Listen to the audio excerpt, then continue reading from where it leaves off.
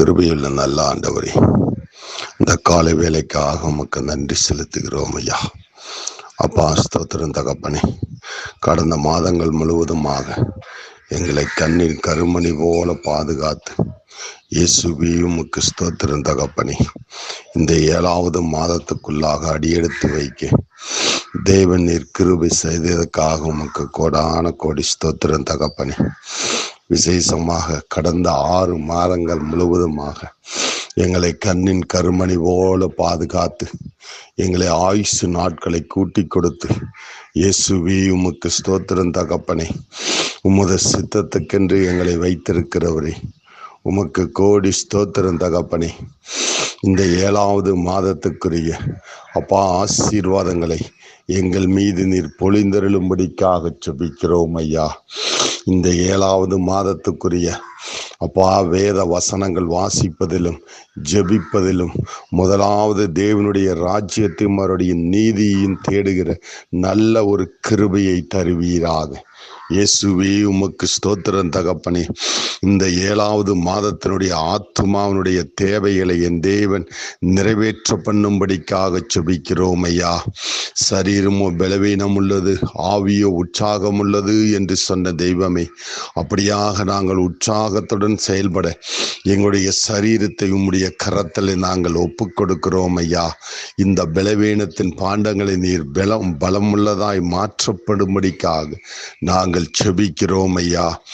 தேவனுக்கென்று உண்மையும் உத்தமமாக ஊழியம் செய்யவும் இயேசுவே உமக்கு ஸ்தோத்திரம் தகப்பனே. அப்பா ஸ்தோத்திரம் ஐயா. தேவன் நீர் கிருபை செய்யும்படிக்காக செபிக்கிறோம் ஐயா. அப்படியாக இயேசுவே உமக்கு ஸ்தோத்திரம் தகப்பனே. உம்முடைய வருகை சமீபமாய் இருக்கிறபடியினாலே உன் நாமத்தினாலே எங்களை துன்பப்படுத்துவார்கள் என்று சொன்ன உம்முடைய வார்த்தையின் பிரகாரமாக இயேசுவே உமக்கு ஸ்தோத்திரம் தகப்பனே. தேவதாசர்கள் துன்பத்துக்கு ஆளாகி இருக்கிறார்கள் தகப்பனே. நீர் ஒரு விசை கூட நீர் நினைவு கூறுவீராக. தேவ பிள்ளைகளை நினைவு கூறுவீராக. இயேசுவே ஸ்தோத்திரம் தகப்பனே. உம்முடைய வார்த்தை சொல்லுகிறது, ஆத்துமாவையும் சரீரத்தையும் அழிக்க வல்லவருக்கே பயப்படுங்கள் என்று. இயேசுவே உமக்கு ஸ்தோத்திரம் தகப்பனே. அப்படியாக தேவனுக்கு பயப்படுகிற பயத்தை மாத்திரம் எங்களுக்கு தருவீராக. இயேசுவே உமக்கு ஸ்தோத்திரம் தகப்பனே. அப்பா, இந்த மாதத்திலே வியாதியில் இருக்கிறவர்களுக்காக, வேதனையில் இருக்கிறவர்களுக்காக, கடன் பிரச்சனையில் இருக்கிறவர்களுக்காக ஜெபிக்கிறோம் ஐயா. இயேசுவே உமக்கு ஸ்தோத்திரம் தகப்பனே. இன்னுமாக குடும்பத்திலே சமாதானம் இல்லாதவர்களுக்கு, கணவன் மனைவிக்கிடையே சமாதானம் இல்லாதவர்களுக்கு, பிள்ளைகள் பெற்றோருக்கு மத்தியிலே சமாதானம் இல்லாதவர்களுக்காக உம்முடைய கரத்திலே வருகிறோம் ஐயா. இயேசுவே உமக்கு ஸ்தோத்திரம் தகப்பனே.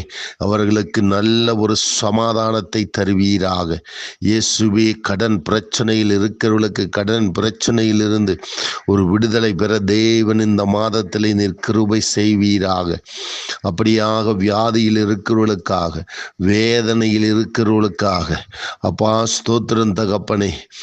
தேவன் ஒரு விசை கூட நீர் இறங்குவீராக. இயேசுவே உமக்கு நாங்கள் நன்றி செலுத்துகிறோம் ஐயா. நன்றி செலுத்துகிறோம் ஐயா.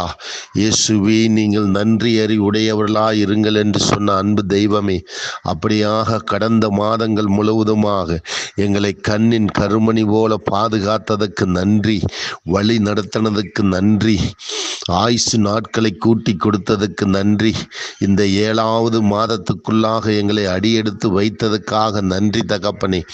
இயேசுவே உமக்கு நன்றி செலுத்துகிறோம் ஐயா. நன்றி செலுத்துகிறோம் ஐயா. நன்றி செலுத்துகிறோம் ஐயா. இயேசுவே உமக்கு நன்றி. எத்தனையோ வேதனை, வியாதி அப்பா